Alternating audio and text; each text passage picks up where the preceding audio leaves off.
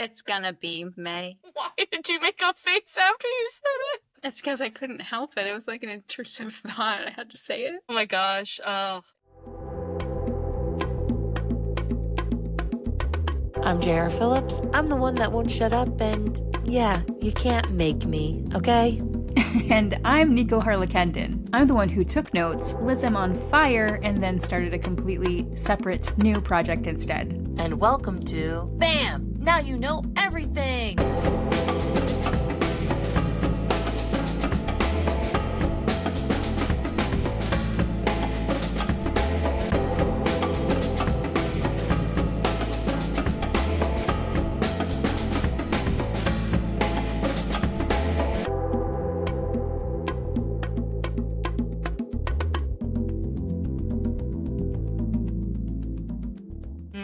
So you had a Star Wars household, or were you just the Star Wars freak in your household? Just kidding. A Kashyyyk freak. True fans of Star Wars will know what the hell that is. I was like, I have no idea what that is. That's the planet where Chewie's from. Wait. Right? Chewie's lovable. Did you like the Solo movie though? Which one was that? It was like... I didn't see it. Okay, because even like die-hard Star Wars fans that I've talked to, and not like that. I like how we're just fucking with our hair because this is the podcast. And it's our second one. People need to know behind the scenes that we do two a week because we have lives. Get it going. You're like Audrey Hepburn. You said that other girl from the podcast you watch was Audrey Hepburn. I know, and she is a little like that, but she is for sure. She is very much like that. Don't come for me, Paige. I do really think you look like Audrey Hepburn, but you also have the Audrey Hepburn vibe. Even though I'm mean and have a nose ring? I think like when they do Disney princesses and they alt style them? I used to love those so much. It's cringe. Thank you for saying that. That's the best compliment you could ever give me. I never know when I'm saying something that you're going to love, but it usually happens. And it's just because we're very much in sync. Yes. It's gonna be May. Why did you make a face after you said it? It's because I couldn't help it. It was like an intrusive thought. I had to say it. Oh my gosh. Oh, it is May. May the 4th be with you. May the 4th be with you, which is kind of why I was talking about Star Wars, because I feel like a little bit of a liar to my patrons, because I'm sending out the mini collection on May the 4th, because sci-fi, but I am not a Star Wars, it's not my nerd sector. I know a lot about it, but I couldn't be let me tell, you just spat off Chewie's planet. I could never do that. That's because I prepared for the COVID pandemic by isolating myself in my room in middle school and just reading Star Wars novelizations. So don't think I'm not cool. You're like, there has to be a plague. We're due. Let me just prepare myself. Yeah. I love that. Talk about a deep dive. So you were talking about the Solo movie. There's actually a Han Solo trilogy in this expanded universe I was telling you about on the live that we just came from. And I was obsessed with the adventures of young Han Solo and how he met Chewie. I don't know. It was one of those things. It was just like a brainworm moment. Did you have anything like that? I feel like I would like that story, because I love Solo. You want to hear something traumatizing that might be why I don't like Star Wars? Well, I was a 10.5-pound baby. Okay, that's important to this story. I was so big, but I had problems. So I had to go in the NICU ward, I had to go to the NICU. I had a teeny tiny shirt on because I'm in this preemie section. And I'm 10.5 pounds. I'm a Goliath compared to these kids, these babies. So my mom goes and, down the road, obviously I'm fine. I'm here. She goes to get pictures of my sister and I, and I'm huge, right? So the photographer is like, oh, she can sit up. And my mom's like, she cannot sit up. And he's like, but she's big. So it had me sit up, and I had drool just pouring because I'm a baby, and I'm sick because you're making me sit up and my organs aren't ready for that. And I have 10 chins in these pictures. So My family lovingly calls me Jabba the Hutt. They call me Jabba the Hutt until I was 5 years old because it just sort of stuck as a nickname. You know, they didn't mean it to be mean, okay? Yeah. They didn't mean to give me a complex, all right? But my mom's teaching, she's a teacher, 5th grade. I'm 5, getting ready for kindergarten. And she's putting on the Star Wars movies for her class. I'm in there, and the kids are having fun. And they're like, oh, Jabba the Hutt. And I'm like, and I look at the screen and I scream in terror and sadness. And I'm hyperventilating. These 2 5th grade girls are walking me to kindergarten class down the hall. And I'm hyperventilating, like, do I look like that? Am I Jabba? I need my mommy. Like, all this stuff. It's so funny. What a way to find out where your namesake, your nicknamesake is coming from. I know, right? But it makes up for it because Jessica is like Lady Jessica from Dune. So I'll take that. Okay, I'll forget about Jabba. Okay, Yeah. Maybe eventually through years of therapy that I'll eventually go to. Maybe. No matter how great our parents are, there's always something you have to unravel in therapy. Yeah, there's always like a little yarn, you know, of hurt. But I think like I was so mean as an adolescent. I don't know how you were. I don't know. I have stories, but what do you mean? I can't imagine. I can't fathom you being mean. I made a lot of poor decisions. I was a late bloomer when it came to poor decisions. I waited until I was 18 to make pretty poor decisions.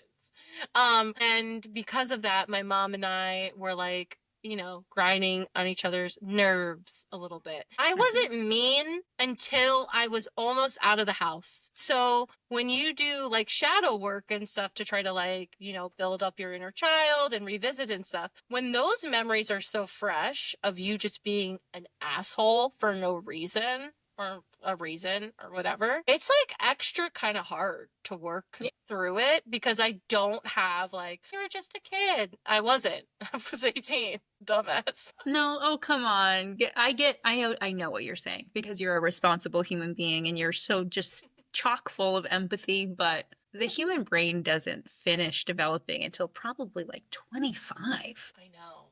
And you were still a kid. Yeah, but then that new science and stuff that comes out all the time, like learning new science definitely helps. Like me be like, oh yeah, I wasn't like firing on all cylinders. I don't know. I just wasn't there yet. I thought I was, like we talked about in the last one, like you think you're there, you keep thinking, but you just never know until you Also, look at that. I have a hypothesis about young adults, and that is that we all start, well, okay, so sure. Little babies and toddlers and children, less so, they're sweet. But like young adults have a required degree of sociopathy and they do not grow out of it until later. Like when they learn empathy through hard times. Yeah, I could definitely see that. I mean, even teenagers, right? Like, you know, MCR, teenagers scare the living shit out of me. Yes. As a teenager, I was like, yeah, I'm singing the song, Be Scared of Me. Now I'm an adult and I'm like, I am scared of you.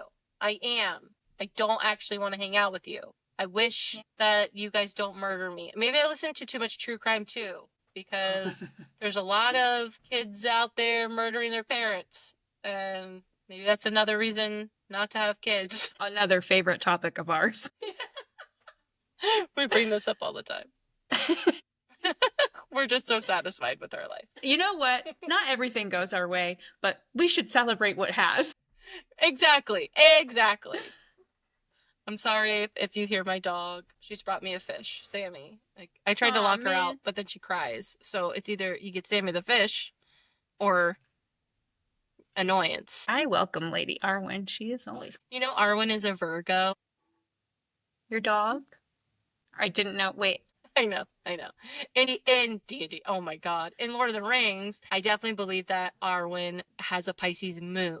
And I definitely believe she's a Libra sun because she's so beautiful. So I didn't really nail down the rising I would give her, but I definitely think Pisces moon, and she's the only one. I really wanted Galadriel to be a Pisces. I held back. I really wanted everybody to be a Pisces, obviously, but I held back. Yes. Okay? Just because she dreams in her sleep. like, and has visions like that and is intuitive to the emotions around her. Now let's talk about Arwen the dog. Okay. Okay. Yes. She's a Virgo. She trained herself in 2 weeks. Okay. She was like, trained herself. I had a crate. She Houdini'd out of it. Didn't chew up anything. Found her like a tiny little donut on the couch looking at me like, don't be mad at me, but I just hate it in there. So I never put her back in. She keeps her toys neat. Like, she likes to see where they are. She's like such a little Virgo. She's perfect and pristine. She can do no wrong. And since I'm a Pisces and she's a Virgo, like, we connected so fast when I found her, and so it was like I was holding her at the shelter for like hours because they were trying to tell me to put her back down in the cold crate. And I was like, no, this is my dog now. So I'm going to just tell me what paperwork to fill out. She's mine now. And I'm going to take her because I love her. Yep. No going back. No takesy backsies. No, you can't have her. She's mine now. Perfect. Smokey is an Aquarius. Maybe that's why I love him so much. I saw him as a Aw. little ball of fluff, and I'm like, I love him. He's a little asshole, and he tries to bite me all the time, but I love him. He's like, I'm curious, Mom. I'm just trying to like figure out the vibes of these aliens. Don't you know about the aliens? My sister's an Aquarius, and I think I was telling you that she loves sci-fi, right? And I didn't want to pigeonhole Oh, so her. perfect. Yeah. And we looked up her chart, and she does not subscribe to this chart. She like is a person that is like, I hate this, because she's like a lot of Aquarius like throughout her whole chart. And she likes to go by the Celtic like trees that they followed and stuff. So she's like a rowan tree, and like she Yes. knows all about that. But anyway, I'm like, Katie, you are all about aliens all the time. James Webb posts a new telescope image. What? Guess who's sending it to me? My sister. There's nothing more Aquarius than that. And also, she loves to write and act. So it's like very cerebral, very much. In it. Yeah, very. What's her rising? I don't know off the top of my head because I don't know what time she was born, and she didn't let me like look it up. At least she is an Aquarius rising, though. But I love Aquarius rising. They have these high cheekbones. They look a little bit like an alien, and it's just so like cool and great. They have such a great look. I know that she says her chart is mostly Aquarius. I don't want to call her a liar, A Okay. fibber. fibber, but I forget the chart. I remember when I looked up my parents' chart and I was like, let me explain why you guys love each other. It's funny. But I forget hers off the top of my head. I gotta look it up. Come We back. gotta do come a back little to this. recon, yeah. Yeah. I love saving people's birth charts. If they provide it to me, again, this is very consensual. I'm not a little freakazoid, and I'm not going to go poking around playing FBI on people, but I just love it because my favorite way to look at astrology is like observational astrology. So like using those data points of people and connecting them to other people I know and figuring out why, doing some infernal calculus. But I heard that you did a little infernal calculus on some of your favorite people that you've observed in literature. Yeah, I have. Because I feel like D&D helps a lot, feel, with signs. And I'm not saying D&D used astrology. Okay, I'm not saying that. That'd be cool. But I feel like we have these similar archetypes that you find everywhere. And astrology is pretty ancient, so it's not far-fetched to think that somebody created other systems based upon something that already existed. So when it comes to like Lord of the Rings, I immediately think of D&D as well. And then I think of how you create a character, and you have to have certain things. And sometimes I like to create characters that are very much like one side of, like if I'm making a rogue, they're heavy Scorpio, right? They're heavy Scorpio, and a little bit of Cap and a little bit of Sag. It's you. Because Sag brings the charisma that a rogue has to have. Cap brings, okay, I need to know exactly where I'm going in, the planning aspect of it. And Scorpio is like, yeah, bro, it doesn't matter if we stabbed them. They had the thing we needed. Let's get out of here. And that's just the kind of vibe that rogues have to have. Little edgelord. Did you just call yourself an edgelord? That's how you described me. I love it. I oh love my it gosh. so much. I did not mean for it to come out to be you, but then I was like, it's happening. I can't stop it because it's true. This is what it is. I love this. I love this. I would have been fine with being a barbarian because I am a hidden secret Sag sun, but this is great. Yeah. You A little barbarian sneaky. would be cool. But I did say for Lord of the Rings, and I really wish I had my goddamn cheat sheet that I wrote. I know. We can say that for another time. But I did want to talk a little bit about it because you're so good at this. This is going to be a thread through like our entire lives, I'm sure. But you're just so good. Can I? Okay, this might get me into trouble. Okay, You don't have to. but We I do all wanna know. We all know that Geminis are verbose people. I have a Gemini Mars. Okay, I am very vocal. I can tell when somebody has a Gemini in their chart like a million miles away because I recognize myself. Okay, I'm not cringing at you. I'm cringing with you. But I guessed this lady's birth chart that I work with. We're sitting at lunch and I had been working with her now for like about a month because she was helping out during maternity leave. And she tells great stories in an interesting way. And sometimes they go on for a long time. Like she would thrive on a podcast. Okay? Oh my Where God. she said something, and I'm never in the best mood at work, let's be honest. Okay? Who could be? Yeah. She says something, and I'm like, okay. And this is totally Gemini of me too, because I'm gossiping, whatever. Anyway, she leaves the lunchroom, and I just nonchalantly say, she's a Gemini, she's got Leo, and she's got Sagittarius in her big three. I know it. She comes back in, and I go, do you know? Do you know what your birth chart is by chance? And she looks at me kind of confused. And then she's born May 23rd. I was like, yeah, I know, Gemini. Then she's like, yeah, and Leo moon, Sag rising. And then all my coworkers were like, can you read my palm? And I'm just like, it's so easy to tell about the endearing things that can grate you at the end of something. That's how you can really tell somebody's stuff. That's the You know what I flavor mean? profile. Yeah. Yeah. And I was like, I did it again. And then that night you were live with Sam and I couldn't hear anything. So nothing was spoiled for me.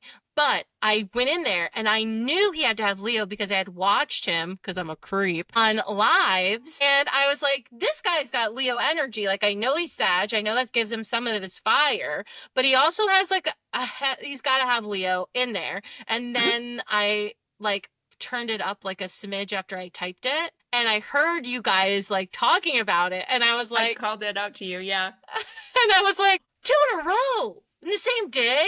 That's crazy. It's because you're a Pisces. I don't know what to do with this power. I don't know how to make it lucrative other That would than be great. yeah, like it's like a kissing booth, but not. You know, it's like, hey, I'll guess your sign. If I'm wrong, I owe you not a kiss. I'm not doing that, but you know.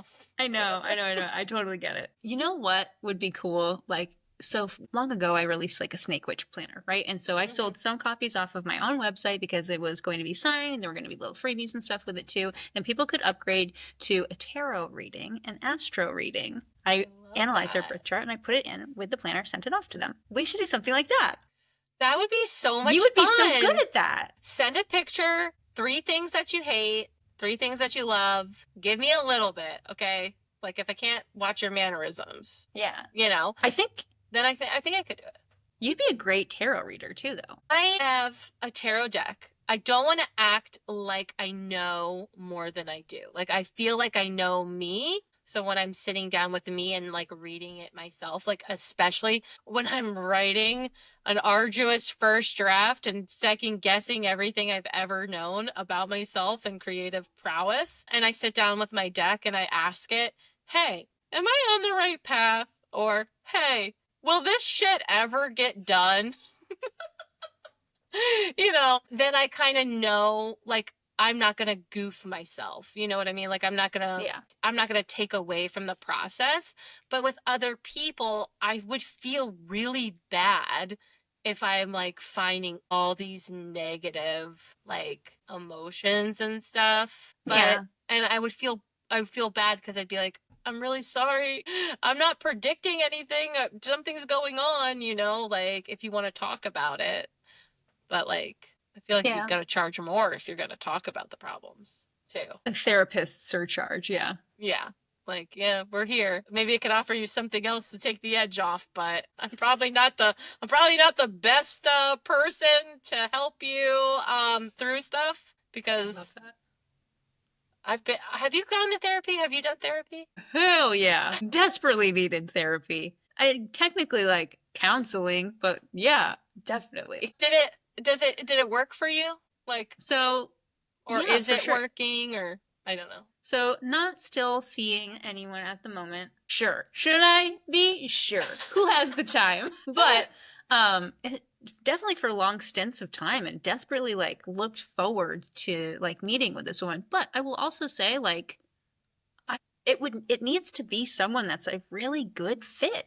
Think about how weird I am, right? Like not just any therapist or counselor is going to be able to first off handle me, but also just like understand where I'm coming from and understand like that I'm not crazy, like the things that you fear that therapists think. Right. And to be able to display to me that I'm comfortable and safe. So I was very fortunate to be partnered because everything is work. I was very fortunate to find someone who was a little younger, happened to be a little progressive, and also was a woman. So like she definitely understood like the difficult things being talked about and wasn't the type of person to judge a nose ring, judge a this or that, judge a whatever type of issue that I brought forward. Because even if she hadn't gone through what I had, she knew people who did. Right. So it wasn't like going to someone who was much older or someone who has a completely different worldview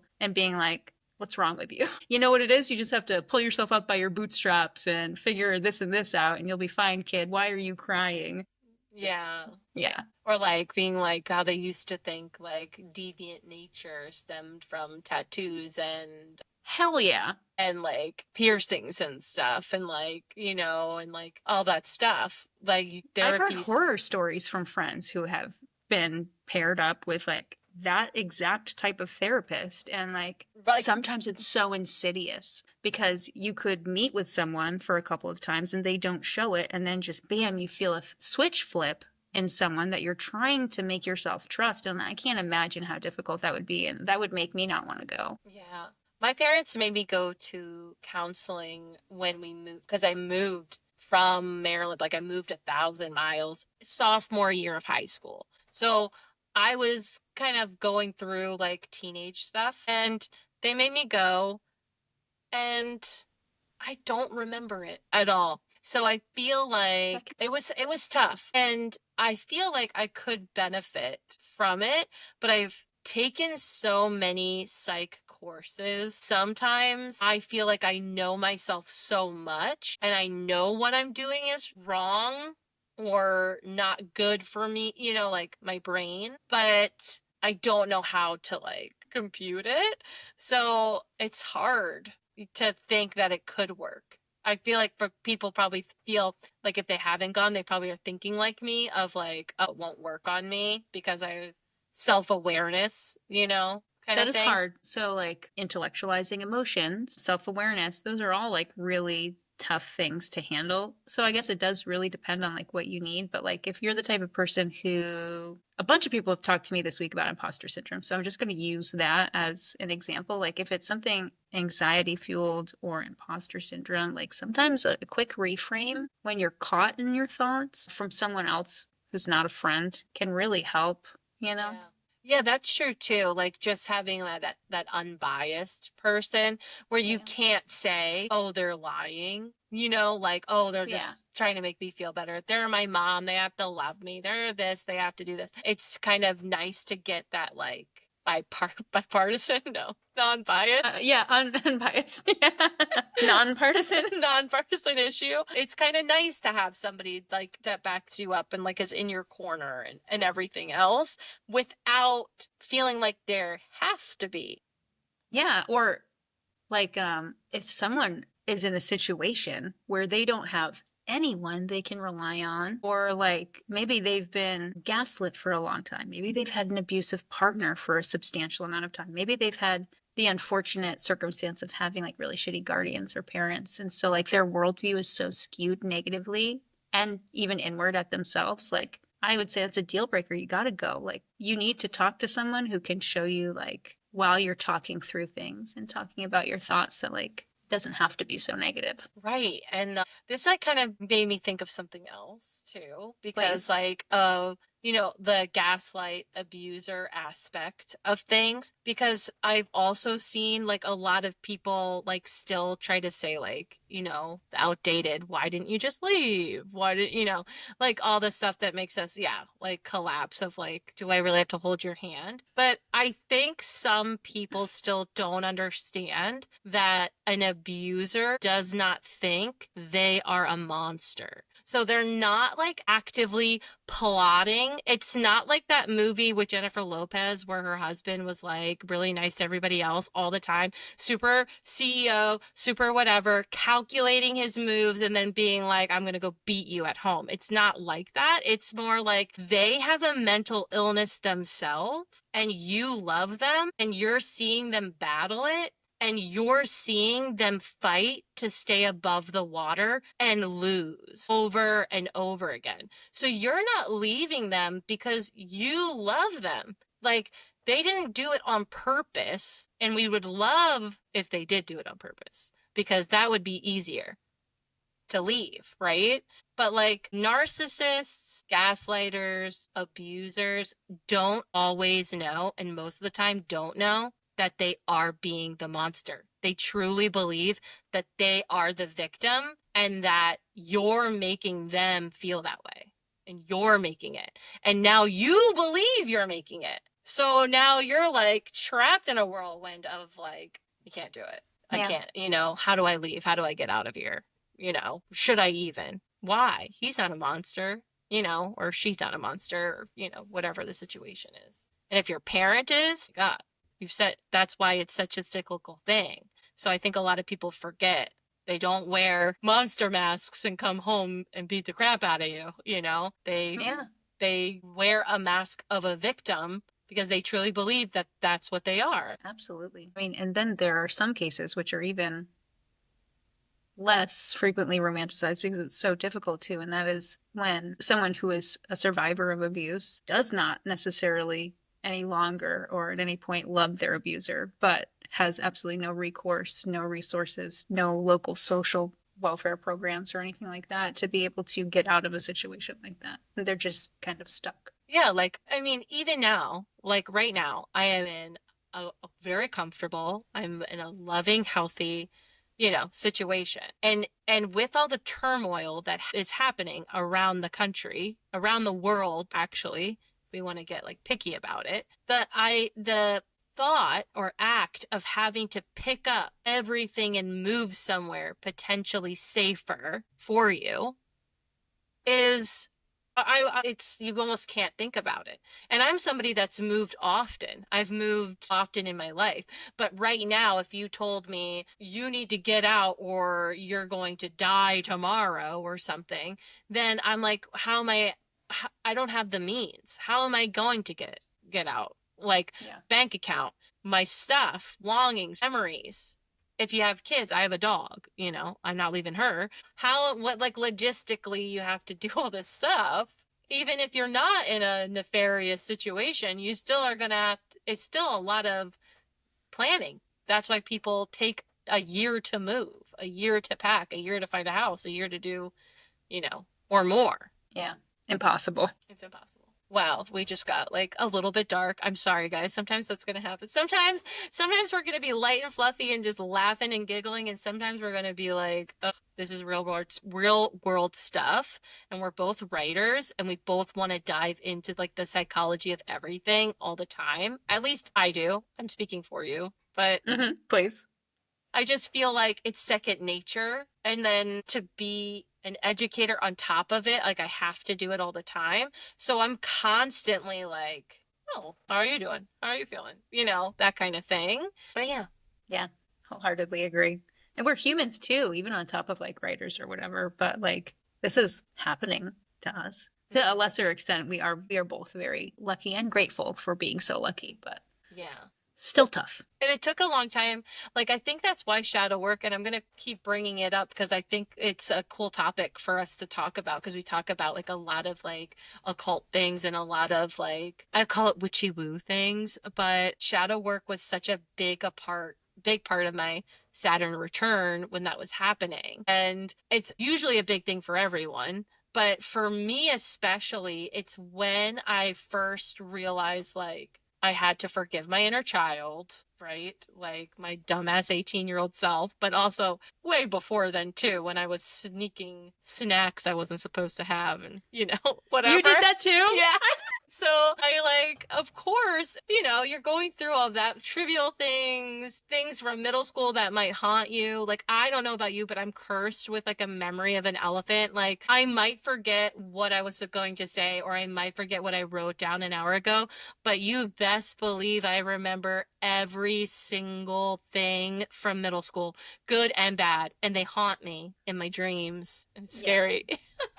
Oh, they haunt you in your dreams. I remember only the bad, like the scarring, like stupid missteps, like social missteps haunt me forever, and I can't remember anything good. Okay, you want to hear my outfit for middle school? You only had one and you remember it? Yes. Yeah, I only had one because I think my depression was, you know, manifesting, you know, at this time. So it was your go-to. My friend Amanda stitched these pants that said Jessica down the leg. Sweatpants. Sweatpants were big when I went to middle school. They're coming back now. They went away for a while, and it was like the couture, Juicy Couture, whatever came out. But when we wore baggy stuff, you know what I mean?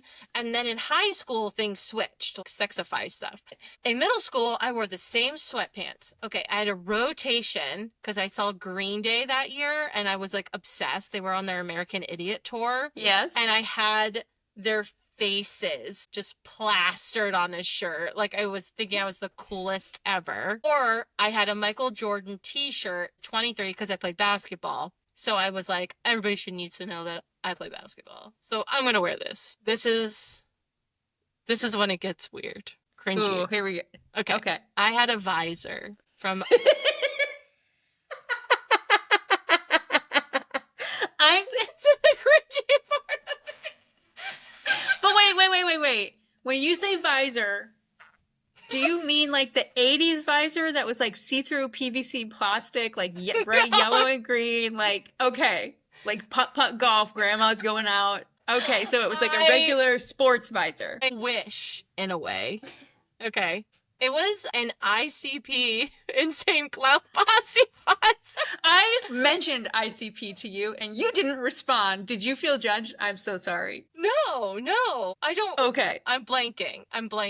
That's okay. I just referenced, I think I was talking about like Fago and moving to the Midwest. Yeah. I was talking about ICP.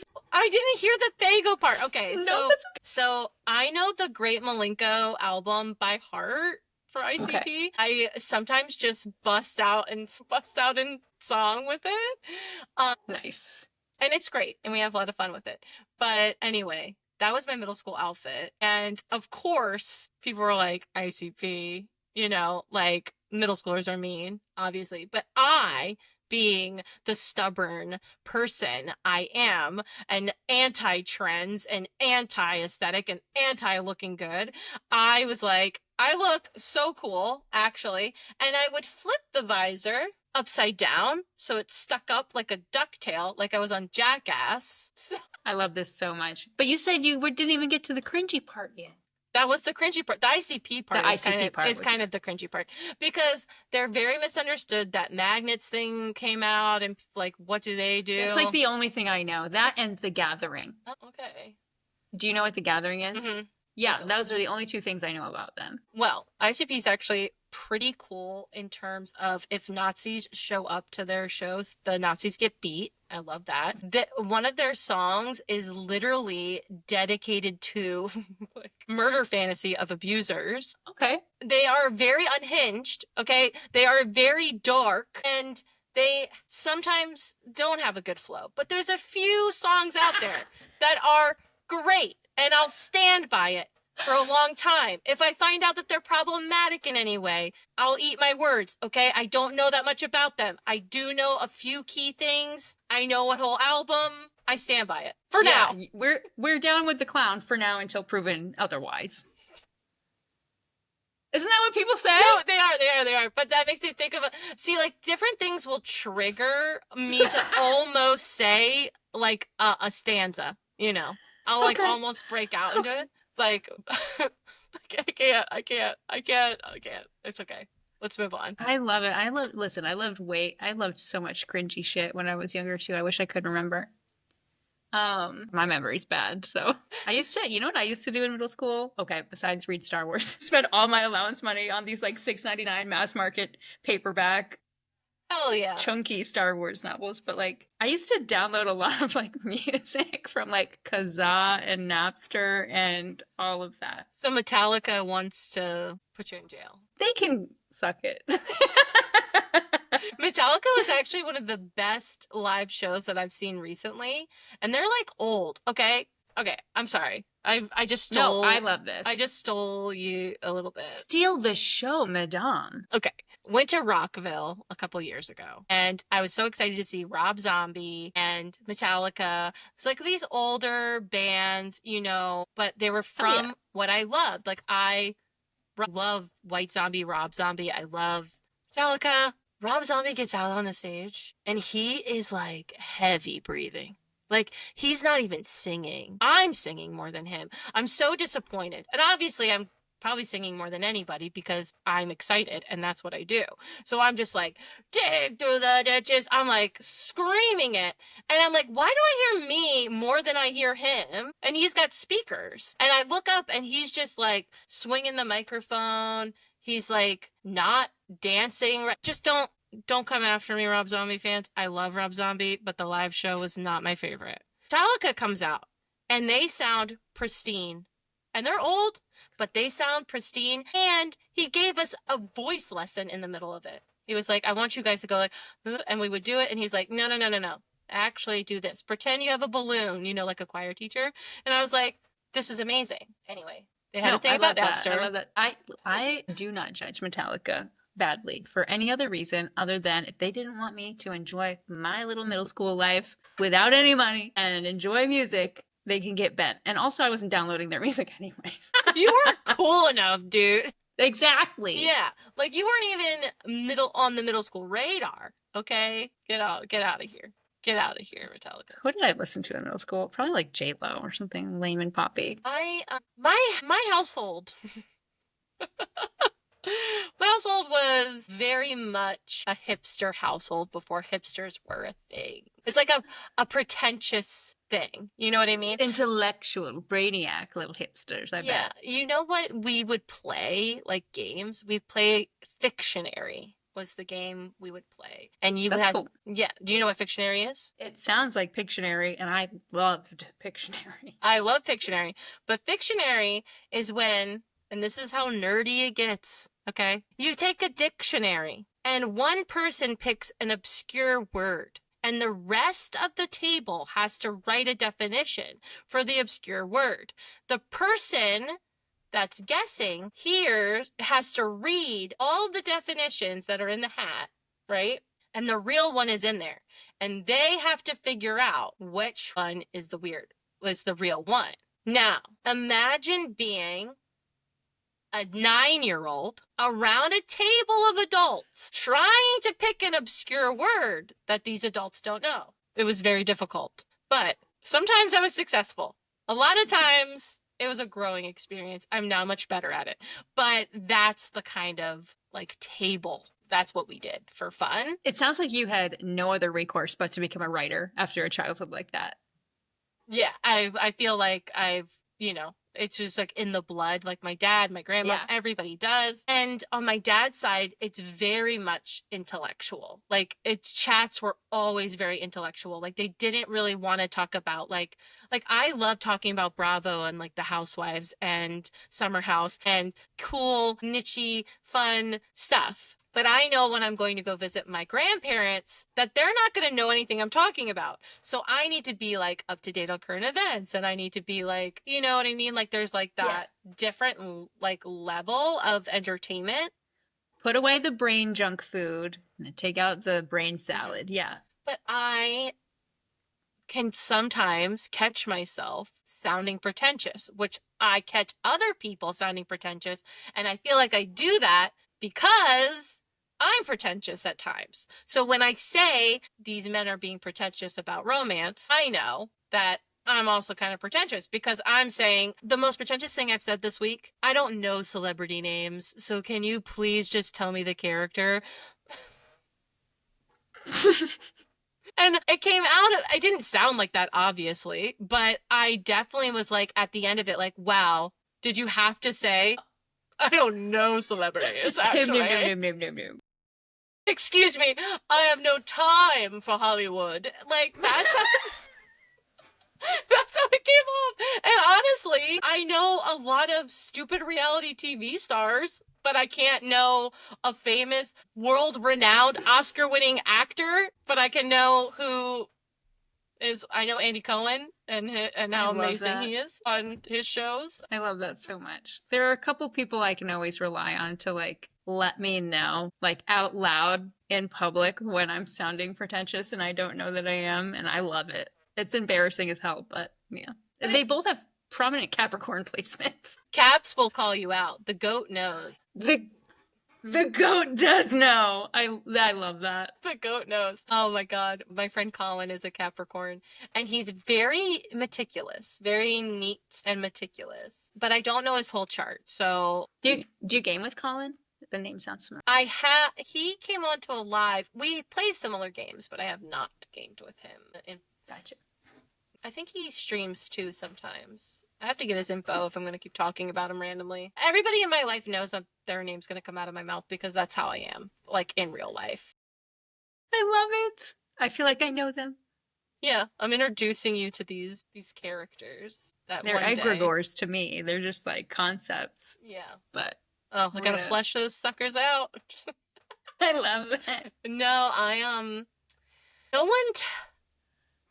I don't know if people don't tell me when I'm being pretentious, but I don't know if it's because I'm good at making it like a joke, or you are like very funny. Like the Sag part of me is like it's forgivable. Yeah, it's like I'm saying it and then I do like, and then they're like, she doesn't mean nothing. You know what I mean?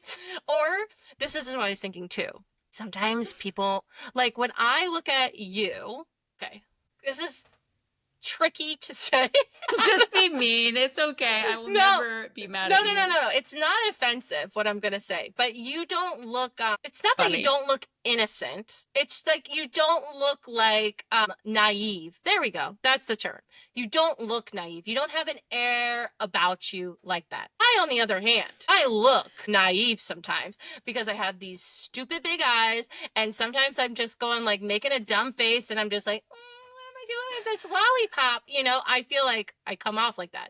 And then they talk to me and then they're like, no, she's not what I thought she was. I thought I was going to be able to do what I wanted with her. And like, that's why, like a lot of drama llama starts sometimes. Not at me, but like around me because I don't partake in the drama. But I look like, she'll just go with everything I say. You know what I mean? Am I like so off base there? Like, or like, do I actually look like a murderer? Like, I don't know. I can't, I don't know. But that's how I feel.